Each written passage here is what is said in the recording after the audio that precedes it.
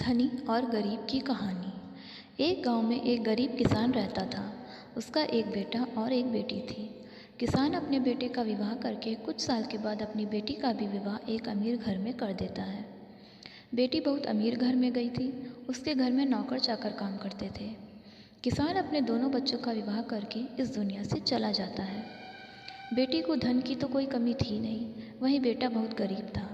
किसी तरह खेती मेहनत मजदूरी करके अपने परिवार का पालन पोषण करता था।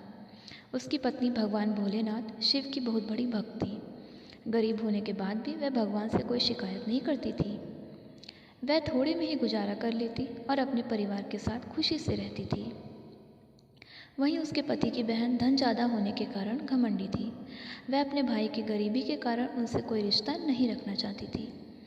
उसकी बहन धन के घमंड में इतनी चूर थी कि अपने भाई को देखना तक पसंद नहीं करती थी। समय बीतता गया और बहन की ननद की शादी पड़ी। उसने अपने भाई को बुलाया तक नहीं। किसी तरह उसके भाई को पता चला और वह बिना बुलाए ही बहन के घर की शादी में चला जाता है। बहन उसको देखते ही अपने नौकरों से कहकर घर से बाहर ही लौटा देती है। भाई भूखा प्यासा रोते हुए जा रहा था। तभी रास्ते में उसको एक बूढ़ी माँ मिलती है। उन्होंने उस भाई से पूछा, बेटा क्यों रो रहे हो?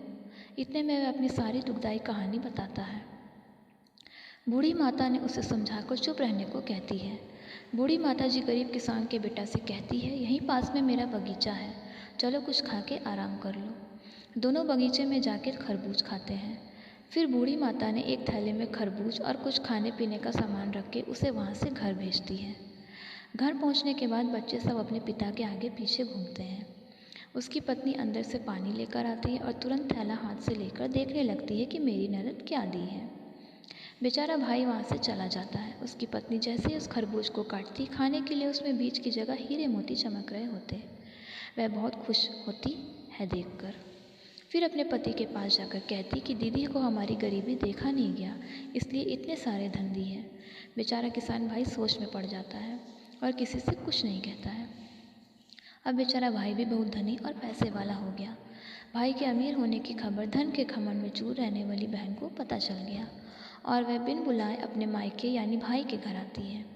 यह देखकर भाई मन में सोचता है कि जब मेरे पास धन नहीं था तो बहन मुझे देखना तक नहीं चाहती थी।